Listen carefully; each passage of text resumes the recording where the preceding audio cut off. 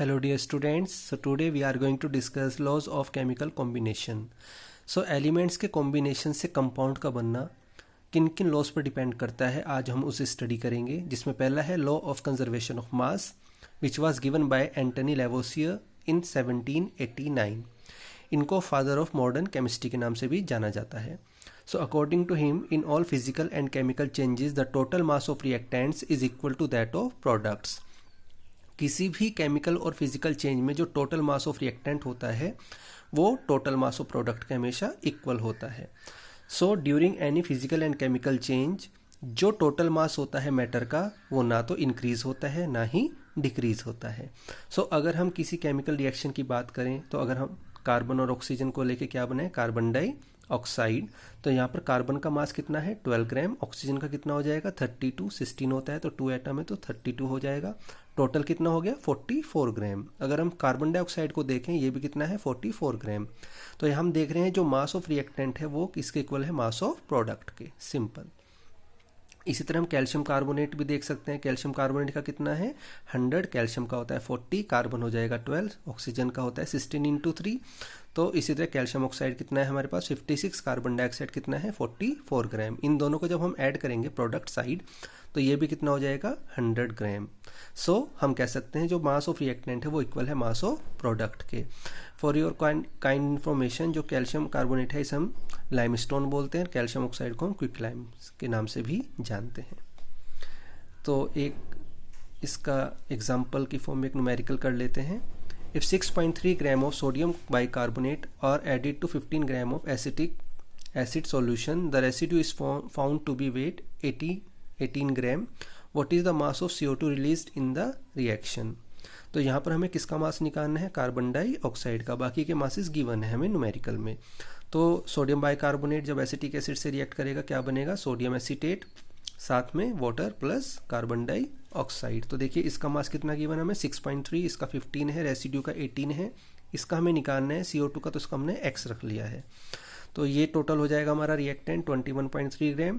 Product में हमें 18 plus x हो जाएगा, तो यहाँ से हमारे पास x की वैल्यू आ जाएगी 3.3 ग्राम. मीन्स कार्बन डाइऑक्साइड कितना है हमारे पास 3.3 ग्राम. तो अगर 3.3 को आप यहाँ पर सब्स्टिट्यूट कर दोगे x की जगह तो प्रोडक्ट भी हमारा कितना हो जाएगा 21.3 ग्राम. सो हम कह सकते हैं जो मास रिएक्टेंट का है वही मास किसका है, प्रोडक्ट का. लेकिन अगर हम आज के टाइम में बात करें तो ये जो लॉ है कंजर्वेशन ऑफ मास ये मॉडिफाई हो चुका है in law of conservation of mass and energy. क्योंकि जो न्यूक्लियर रिएक्शंस होती हैं उसमें जो मास होता है वो कन्वर्ट हो जाता है किसमें, एनर्जी में. तो वहाँ जो प्रोडक्ट का मास है वो स्लाइटली लेस होता है मास ऑफ रिएक्टेंट. सो अब ये मॉडिफाई हो चुका है. ओके. नेक्स्ट है हमारा लॉ ऑफ डेफिनिट प्रपोर्शन जो दिया था जोसेफ प्राउस्ट ने इन 1799. So according to him, a chemical compound is always found to be made up of the same elements combined together in the same fixed proportion by mass. तो according to him जो compound होता है ये हमेशा same element से मिलकर बनता है with in fixed proportion by mass. Means जो elements होंगे वो हमेशा एक fixed proportion by mass में ही present रहेंगे compound के अंदर. तो जो प्राउस्ट थे उन्होंने एक्सपेरिमेंट किया था क्यूप्रिक कार्बोनेट को लेकर. उन्होंने उसके 2 सैंपल लिए, एक नेचुरल और एक सिंथेटिक. तो उसमें उन्होंने कॉपर का, ऑक्सीजन और कार्बन का क्या देखा, परसेंटेज. और उन्होंने देखा कि दोनों ही सैंपल में जो कॉपर, ऑक्सीजन, कार्बन है वो क्या है, सेम परसेंटेज में है, मतलब सेम मास में है. तो यहाँ कॉपर हम देख सकते हैं 51.35 है, यहाँ भी 51.35 है. इसी तरह ऑक्सीजन एंड कार्बन. अगर हम वाटर की बात करें, देखो वाटर बहुत अच्छा एग्जांपल है इसका. देखो वाटर जो होता है उसका फॉर्मूला हम सबको पता है H2O होता है और it contain only 2 elements, hydrogen and oxygen. तो अब वाटर आप कहीं से भी लें, एलिमेंट तो उसमें हाइड्रोजन और ऑक्सीजन ही रहने हैं. अगर हम इसमें इनका परसेंटेज देखें तो हाइड्रोजन कितना है इस यहाँ पर 2 ग्राम. अगर हम वाटर की बात करें H2 है तो 2 ग्राम हो जाएगा और ऑक्सीजन कितना हो जाता है 16 ग्राम. तो इसका जो रेशो होता है वो क्या हो जाता है 1:8. ये हमेशा फिक्स रहना है. अब आप वाटर चाहे कहीं से भी लें, चाहे आप टैप वाटर ले लें, रिवर वाटर ले लें, पॉन्ड वाटर ले लें या फिर सी वाटर ले लें, सब में जो कंपोजिशन है हाइड्रोजन और ऑक्सीजन की वो हमेशा क्या रहनी है 1:8. ये फिक्स रहेगी. ओके. इसी तरह हम कार्बन डाइऑक्साइड का देख सकते हैं. देखो कोक को कंबस्ट करें तब भी CO2 बनता है. कैल्शियम कार्बोनेट को अगर हम हीट करें, ठीक है, तो भी हमें क्या मिलता है, CO2 मिलता है। इसी तरह सोडियम कार्बोनेट को अगर हम HCl के साथ ट्रीट करें तो भी कार्बन डाइऑक्साइड मिलता है। कहने का मतलब बहुत सारे सोर्सेज हैं, लेकिन हम देखेंगे जो कार्बन डाइऑक्साइड है it always contain carbon and oxygen as a element, और इनका जो प्रोपोर्शन होगा वो हमेशा क्या रहेगा, 3:8, क्योंकि ये 12 हो जाएगा, ऑक्सीजन हो जाएगा 32। वाई? बिकॉज CO2 है यहाँ पर, तो O2 हो जाएगा। तो ये जो रहेगा हमेशा 3:8 में ही रहना है। ओके। लिमिटेशन की बात करें तो ये आइसोटॉप्स, मतलब जो एलिमेंट्स आइसोटॉप्स की फॉर्म में यूज होते हैं उनके लिए एप्लीकेबल नहीं है। जैसे हम कार्बन की बात करें इन CO2, तो कार्बन के 2 आइसोटॉप्स होते हैं, कार्बन 12 एंड कार्बन 14 अगर हम लें। तो अगर हम कार्बन 12 ले रहे हैं तो रेशो जो हो जाएगा कार्बन और ऑक्सीजन का वो क्या हो जाएगा, 12:32। और अगर हम कार्बन 14 लेते हैं तो ये कितना हो जाएगा, 14:32। तो यहाँ पर देखो चेंजेस आ गया है रेशो में। ठीक है, तो ये लिमिटेशन है। दूसरा, द एलिमेंट्स में combine in the same ratio but the compounds formed may be different. तो ऐसा भी हो सकता है कि अगर एलिमेंट कंबाइन हो रहे हैं सेम रेशियो में तो उनसे बनने वाले कंपाउंड्स क्या हो जाएं, डिफरेंट हो जाएं। देखो अभी तो हम ये पढ़ रहे थे कि अगर रेशियो है तो एक ही होगा, लेकिन यहाँ पर हम इस टर्म को पढ़ रहे हैं, बाद में हम ऑर्गेनिक में इसको स्टडी करेंगे इन आइसोमेरिज्म। ठीक है, तो अगर हम देखो एग्जाम्पल की बात करें तो ये क्या है हमारे पास, इथाइल अल्कोहल, ये है हमारे पास ईथर, इसको हम बोलते हैं डाईमिथाइल ईथर।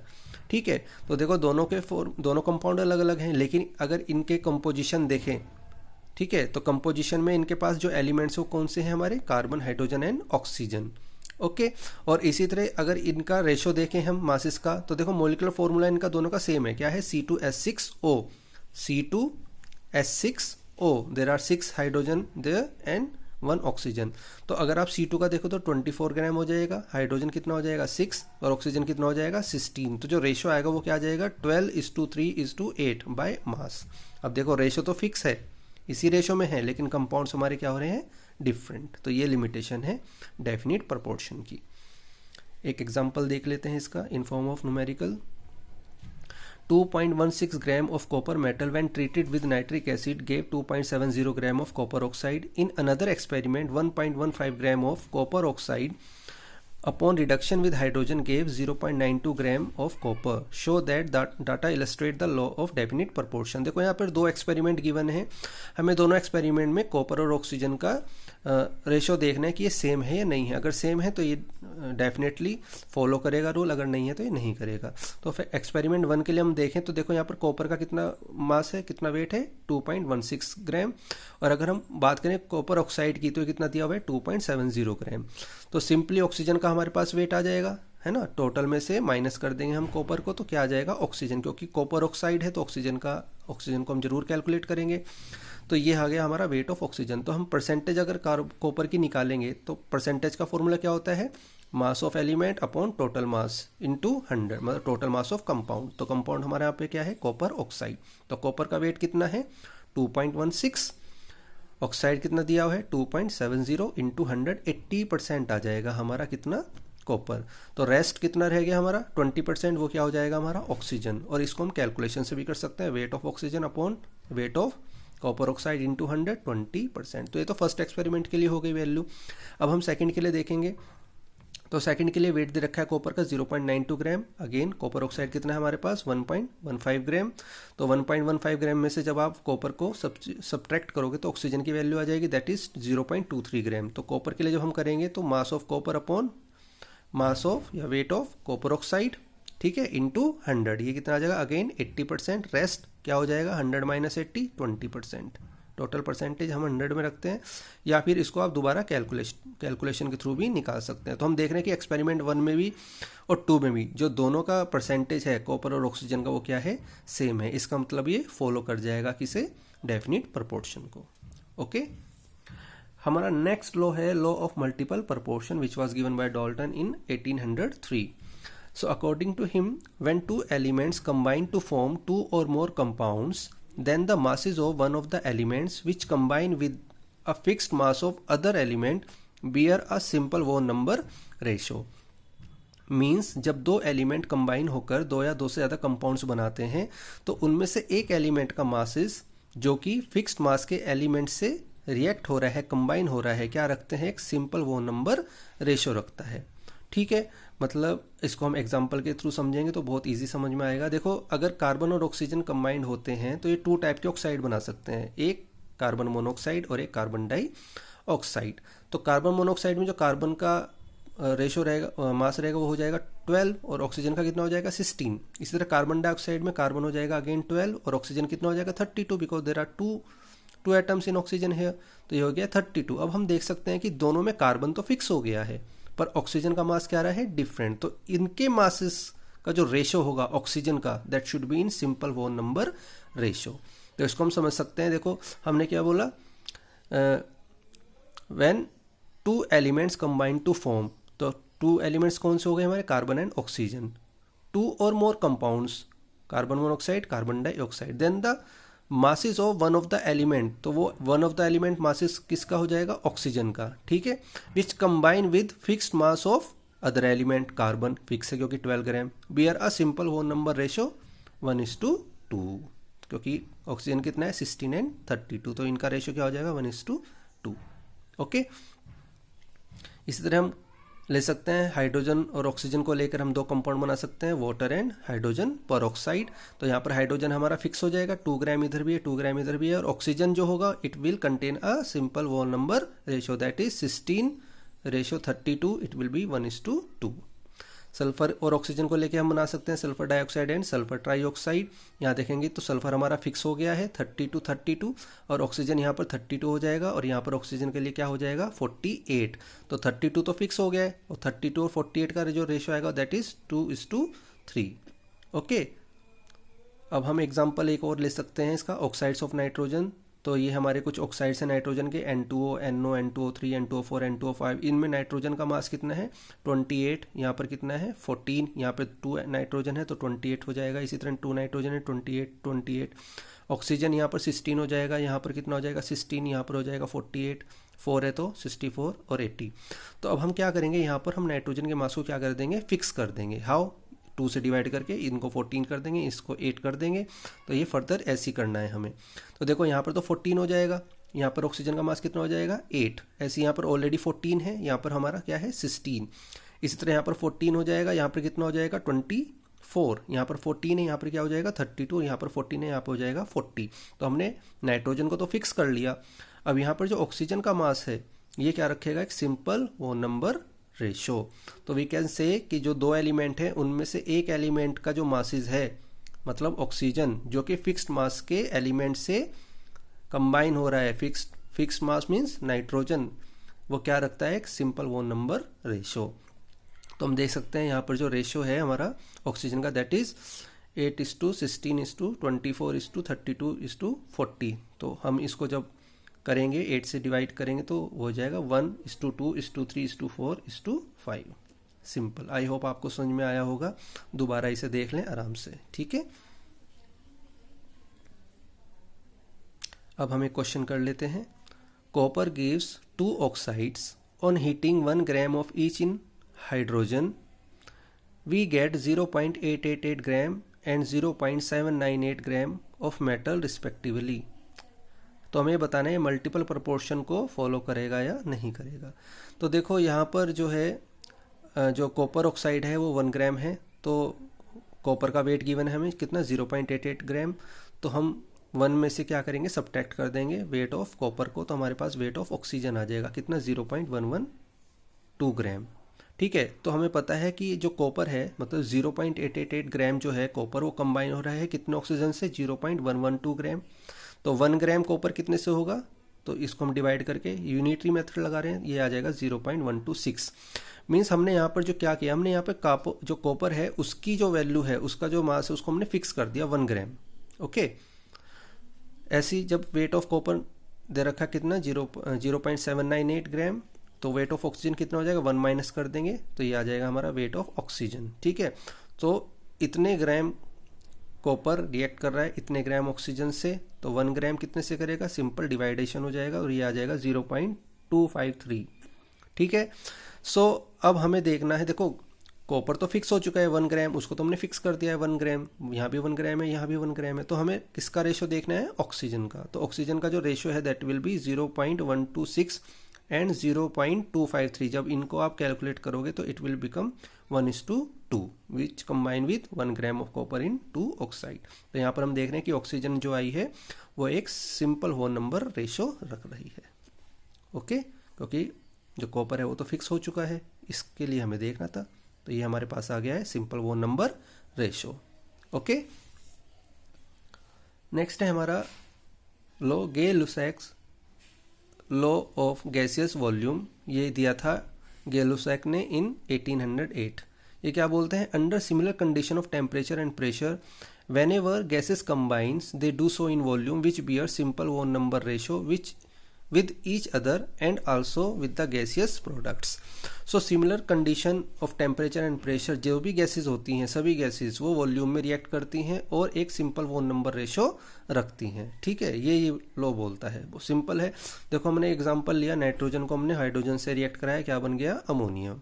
ठीक है, तो हमें यहाँ पर सबसे पहले तो क्या रखना है, बैलेंसिंग रखनी है इक्वेशन। ठीक है, तो देखो यहाँ पर 1 है तो ये हो जाएगा 1 वॉल्यूम, यहाँ पर 1 वॉल्यूम हो जाएगा नाइट्रोजन का, यहाँ पर 3 वॉल्यूम हो जाएगा, और ये जो 2 है ये बन जाएगा 2 वॉल्यूम। जो स्टिक्योमेट्रिक कोफिशिएंट है, मतलब इससे पहले की जो भी आपकी वैल्यूज़ हैं वो वॉल्यूम की टर्म में कन्वर्ट हो जाएंगी। तो हम देख सकते हैं कि इनके बीच का जो रेशो है दैट विल बी 1:3:2। ये हो गया, देखो सिंपल वो नंबर रेशो आ गया। इसी तरह जब हाइड्रोजन क्लोरीन से रिएक्ट करती है तो क्या बनती है, हाइड्रोजन क्लोराइड गैस। तो यहाँ पर हाइड्रोजन कितना है, 1 वॉल्यूम, क्लोरीन भी कितना है, 1 वॉल्यूम, और HCl कितना है, 2 वॉल्यूम। तो इनके बीच में भी एक सिंपल वो नंबर रेशो आ रहा है 1:1:2। ठीक है, 1:1:2। तो ये है हमारा गे-लुसैक लॉ। नेक्स्ट है हमारा एवोगैड्रो लॉ। ये दिया था एवोगैड्रो ने इन 1811 में। ठीक है, ये क्या बोलता है, equal volume of gases under similar condition of temperature and pressure contain equal number of molecules. तो ये लॉ ये बोलता है कि अगर कंडीशन ऑफ टेम्परेचर और प्रेशर सेम है तो जो इक्वल वॉल्यूम होता है गैसेस का, it contain always equal number of molecules. तो जितना भी वॉल्यूम गैसेस का होगा सभी गैसेस के लिए वो सभी gases same number of molecules रखेंगी अगर कंडीशन ऑफ टेम्परेचर प्रेशर क्या है, सिमिलर। ठीक है, तो इसको हम समझ सकते हैं। देखो हमारे पास 3 फ्लास्क हैं, देखो गैसेस का अपना वॉल्यूम तो होता नहीं है, तो जहाँ वो ऑक्यूपाई करती हैं स्पेस वही उसका वॉल्यूम हो जाता है। तो सपोज हमारे पास 3 फ्लास्क हैं, तीनों का वॉल्यूम कितना है, 100 ग्राम। इसका मतलब वॉल्यूम तो सबका सेम हो गया है। तो हम देखेंगे हाइड्रोजन के लिए जितने मॉलिक्यूल यहाँ पर हैं उतने ही मॉलिक्यूल ऑक्सीजन के लिए हो जाएंगे, उतने ही मॉलिक्यूल क्लोरीन के लिए यहाँ पर हो जाएंगे। ठीक है, तो वैसे तो आप काउंट करके देख लेना, 777 है अगर हम न्यूमेरिकली देखें। बाकी अगर हम समझें इसे कि अगर 100 ml of oxygen gas contain X molecules तो 100 ml of hydrogen gas also contain X molecules. Okay, क्योंकि दोनों का वॉल्यूम क्या है, सेम। अगर हम वॉल्यूम हाफ कर दें, मतलब 50 ml कर दें हाइड्रोजन गैस, तो यहाँ पर जो मॉलिक्यूल्स हैं वो भी क्या हो जाएंगे, हमारे हाफ हो जाएंगे। ठीक है, सो इससे हम ये समझ सकते हैं कि जो वॉल्यूम होता है गैसेस का वो डायरेक्टली प्रोपोर्शनल होता है नंबर ऑफ मॉलिक्यूल्स, जिसको हम N से डिनोट करते हैं, under similar condition of temperature and pressure. Okay, चलिए एक क्वेश्चन देख लेते हैं। How much volume of oxygen will be required for complete combustion of 40 ml of acetylene and how much volume of CO2 will be formed at NTP। ठीक है, तो यहाँ पर हमें वॉल्यूम निकालना है ऑक्सीजन का जो कि रिक्वायर्ड है कंबशन में, किसके साथ, 40 ml एसिटाइलिन के साथ, और इसी तरह हमें CO2 का वॉल्यूम निकालना है। तो पहले हम सबसे पहले क्या करते हैं, इक्वेशन को बैलेंस करते हैं। ठीक है, उसके बाद हम देखते हैं कि 2C2H2 किससे रिएक्ट हो रहा है, 5O2 से। तो 1 वॉल्यूम कितना हो जाएगा C2H2, 5/2O2 से, तो 40 ml, क्योंकि 40 ml गिवन है हमें, तो 40 ml C2H2 कितने से हो जाएगा, 5/2 × 40 मतलब 100 ml ऑक्सीजन से। तो वैल्यू हमारी कितनी आ गई ऑक्सीजन की, 100 ml। अब हमें देखना है CO2 की वैल्यू। तो देखो 2C2H2 कम ऑक्सीजन से रिएक्ट करके कितने दे रहे हैं, 4CO2। इसका मतलब 2C2H2 इक्वल टू हो जाएगा 4CO2, तो 1C2H2 इक्वल टू हो जाएगा 4/2 CO2। तो 40 ml C2H2 कितना देगा, 4/2 × 40, 80 ml CO2। ठीक है, तो ये लॉज हैं हमारे। अब मैं आपको एक बात बताना चाहता हूँ रिगार्डिंग एवोगैड्रो लॉ। देखो बेटा, एवोगैड्रो लॉ से पहले एक बर्जीलियस हाइपोथेसिस आ चुकी थी। तो एक बर्जीलियस साइंटिस्ट थे, तो उन्होंने अपना एक स्टेटमेंट दिया था regarding volume of gases and atoms.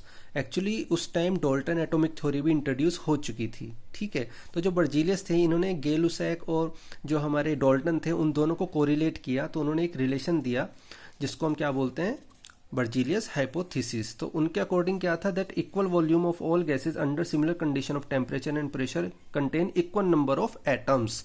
तो उन्होंने एटम्स से रिलेट कर दिया वॉल्यूम ऑफ गैसेज को, ठीक है। तो उनका ये कहना था कि जो equal volume of all gases होती हैं they contain equal number of atoms under similar condition and temperature. पर ये जो लॉ था ये ज़्यादा दिन तक चल नहीं पाया क्योंकि ये रिजेक्ट हो गया था, क्योंकि जब ये हाइपोथेसिस अप्लाई हुई गैसेस की रिएक्शन पर तो ये देखा गया कि जो फ्रैक्शन ऑफ एटम्स हैं मींस हाफ एटम्स वो भी इन्वॉल्व हो रहे थे रिएक्शंस में, जो कि पॉसिबल नहीं है क्योंकि डाल्टन उस टाइम कह चुके थे कि हाफ एटम तो एग्जिस्ट ही नहीं करता किसी भी एलिमेंट का। सो यहाँ पर बर्जीलियस का जो हाइपोथेसिस था ये क्या हो गया, रिजेक्ट हो गया। अगर हम इस हाइपोथेसिस को अप्लाई करें एक गैसेस रिएक्शन पर, देखो ये गैसेस रिएक्शन है हमारे पास, hydrogen plus chlorine is equal to hydrogen chloride. मतलब जब हम 1 वॉल्यूम हाइड्रोजन को कंबाइन करते हैं 1 वॉल्यूम ऑफ क्लोरीन से तो क्या देती है 2 वॉल्यूम हाइड्रोजन क्लोराइड। तो H2 plus Cl2 give 2HCl, basically ये बात है यहाँ पर, ठीक है। तो अगर हम बर्जीलियस हाइपोथेसिस अप्लाई करें तो देखो यहाँ पे suppose if it contain n atom, तो ये हो जाएगा n एटम हाइड्रोजन, यहाँ पे कितना हो जाएगा n एटम क्लोरीन, और ये कितना हो जाएगा 2n कंपाउंड एटम। अगर हम इन सबको 2n से डिवाइड कर दें तो ये क्या हो जाएगा हाफ एटम ऑफ हाइड्रोजन, ये भी इतना हो जाएगा हाफ एटम क्लोरीन, और ये हो जाएगा 1 कंपाउंड एटम। इसका मतलब हम ये देख रहे हैं कि जो एक कंपाउंड एटम है ये हाफ एटम हाइड्रोजन से और हाफ एटम क्लोरीन से मिलकर बना हुआ है, जो कि एकदम से डायरेक्टली कन्फ्लिक्ट हो गया किससे, डाल्टन एटॉमिक थ्योरी से। क्योंकि डाल्टन तो ये कहते थे कि जो एटम है वो एलिमेंट का सबसे छोटा पार्टिकल है और अनडिविजिबल है, इनडिविजिबल है, ये मतलब ये फ्रैक्शन में जा ही नहीं सकता। तो यहाँ से जो ये बर्जीलियस था इनका जो ये लॉ था ये रिजेक्ट हो गया, ठीक है। तो वहां से फिर एवोगैड्रो लॉ आया। एवोगैड्रो ने इस प्रॉब्लम को सोल्व किया, उन्होंने डिस्टिंग्विश किया एटम और मॉलिक्यूल को। उन्होंने बोला कि atom is the smallest particle, smallest particle है एलिमेंट का जो एग्जिस्ट कर सकता है इंडिपेंडेंटली, मतलब कर भी सकता है और नहीं भी कर सकता है, ठीक है। दोनों ही बातें बोली थी एटम के लिए। और अगर मॉलिक्यूल के लिए उन्होंने क्या बोला, मॉलिक्यूल के लिए बोला उन्होंने molecule is the smallest particle of element और कंपाउंड विच कैन एग्जिस्ट